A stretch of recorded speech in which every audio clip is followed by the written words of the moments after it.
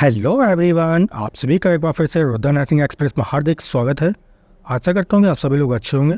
आज का हमारे important topic health administration at central level के अंतर्गत आज हम लोग सेंट्रल काउंसिल ऑफ हेल्थ यानी कि केंद्रीय स्वास्थ्य परिषद के बारे में चर्चा करेंगे। मेरी वीडियो खासियत आपको यहाँ पे हिंदी प्लस इंग्लिश दोनों में ही रिटन नोट्स प्रदान किए जाते हैं। यदि आप इस वीडियो का PDF प्राप्त करना चाहते हैं, डाउनलोड करना चाहते हैं, तो आप हमारी टेलीग्राम चैनल को फॉलो कर सकते हैं। उसका लिंक मैंने डिस्क्रिप्शन बॉक्स में दे दिया है। और जो भी व्यूअर्स इस चैनल पर पहली बार विजिट किए हैं, चैनल को एक बार एनालाइज जरूर करें। यदि मेरे द्वारा बनाए गए कंटेंट आपके लिए हेल्पफुल होते हैं तो प्लीज़ चैनल को सब्सक्राइब जरूर कर लें और साथ में नोटिफिकेशन बेल को दबा के ऑल पे क्लिक कर लें ताकि आप सभी को हमारे नर्सिंग से रिलेटेड वीडियो को नोटिफिकेशन सबसे पहले मिल सके। तो चलिए टॉपिक को स्टार्ट करते हैं। सबसे पहले हम बात करेंगे केंद्रीय स्वास्थ्य परिषद यानी कि सेंट्रल काउंसिल ऑफ हेल्थ। इसकी स्थापना कब हुई थी, इस्टेब्लिश कब हुआ था? ये अगस्त 1952 under article 263 of the constitution of India. Bharat के संविधान आर्टिकल 263 के तहत जो है अगस्त 1952 में इसकी स्थापना की गई थी। राइट, आर्टिकल भी याद रखिएगा। यहाँ पे आर्टिकल कौन सा था? Article number 263। राइट, चलिए वहीं अगर हम बात करते हैं चेयरमैन की, तो इनके अध्यक्ष कौन होते हैं? याद रखिएगा, यूनियन हेल्थ मिनिस्टर यानी कि केंद्रीय स्वास्थ्य मंत्री। ठीक, और मेंबर्स कौन कौन होते हैं, कौन इनके सदस्य होते हैं? ठीक है, जो कि केंद्रीय स्वास्थ्य मंत्री की मदद करता है।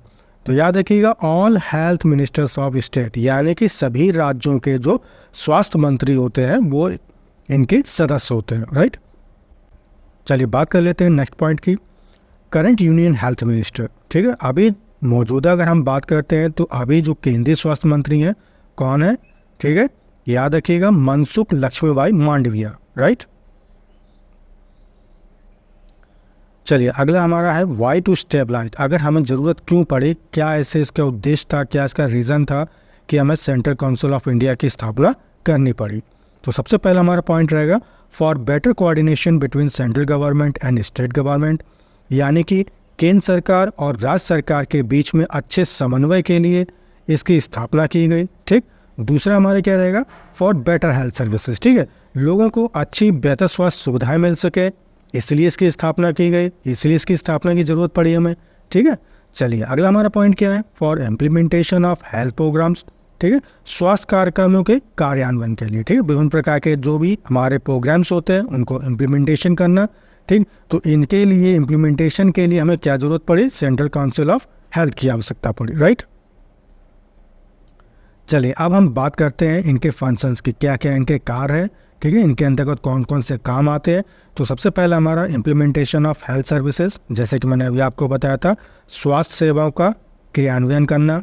ठीक है, उसको इम्प्लीमेंट करना या उसको लागू करना। अगला क्या हमारा? Implementation of health programmes.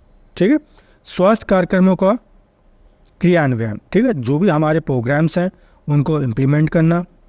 Next हमारा environmental hygiene and prevention of pollution. ठीक है, अपने आसपास के पर्यावरण की स्वच्छता और प्रदूषण की रोकथाम के लिए। राइट, अगला क्या हमारा? हेल्थ एजुकेशन यानी कि स्वास्थ्य शिक्षा। ठीक है, लोगों को बीमारियों के प्रति जागरूक करना या विभिन्न प्रकार के जो हमारे हेल्थ प्रोग्राम्स हैं, ठीक है, हेल्थ सर्विसेज है, उनके बारे में उनको एजुकेट करना। राइट, चलिए नेक्स्ट क्या हमारा पॉइंट है?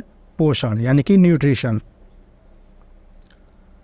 नेक्स्ट हमारा फंक्शन है implementation of immunisation, family planning, maternal and child health services, जिसको शॉर्ट में हम लोग MCH कह देते हैं। ठीक, तो इसका क्या काम होता है यहाँ पे? टीकाकरण, परिवार नियोजन, मातृ एवं शिशु स्वास्थ्य सेवाओं का क्रियान्वयन करना। ठीक है, उसको इम्प्लीमेंट करना। ठीक, अगला क्या है? अनुसंधान यानी कि रिसर्च को बढ़ावा देना।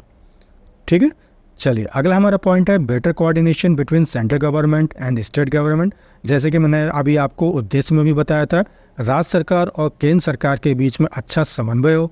ठीक है, अच्छा संबंध हो उनके बीच में, इसीलिए जो है सेंट्रल काउंसिल ऑफ इंडिया की स्थापना की गई। ठीक है, अगला क्या हमारा? Prepare law and rules related to health related issues. ठीक है, स्वास्थ्य संबंधित जो भी समस्या है उनके लिए लॉ यानी कि कानून और नियम बनाना। ठीक है, चलिए अगला हमारा पॉइंट क्या है? To review the progress made in various areas after the utilisation of given grant. ठीक है, दिए गए अनुदान के उपभोग के बाद विभिन्न क्षेत्रों में हुई प्रगति की समीक्षा करना। ठीक है, जितना भी हम गवर्नमेंट, हमारी सेंट्रल गवर्नमेंट जितना भी पैसा देती है स्टेट गवर्नमेंट को, ठीक है, वो पैसा ख़त्म करने के बाद में या खर्च करने के बाद में कितना हेल्थ सर्विसेज में, हेल्थ सेक्टर में कितना सुधार हुआ है, कितनी उन्नति हुई है, तो इनकी समीक्षा करना। कौन समीक्षा करता है? याद रखिएगा, सेंट्रल काउंसिल ऑफ हेल्थ। आशा करता हूँ कि टॉपिक को आपको अच्छे तरह समझ में आ गया होगा, एक एक पॉइंट क्लियर हो गया होगा। यदि टॉपिक आपको अच्छा लगा है तो उसे लाइक ज़रूर किया करें और अपने दोस्तों के साथ में ज़्यादा से ज़्यादा से शेयर करें। यदि अभी आपने हमारे चैनल को सब्सक्राइब नहीं किया तो प्लीज़ चैनल को सब्सक्राइब जरूर कर लें। तो तब तक के लिए अपना ख्याल रखें। Take care and bye bye. Thank you so much.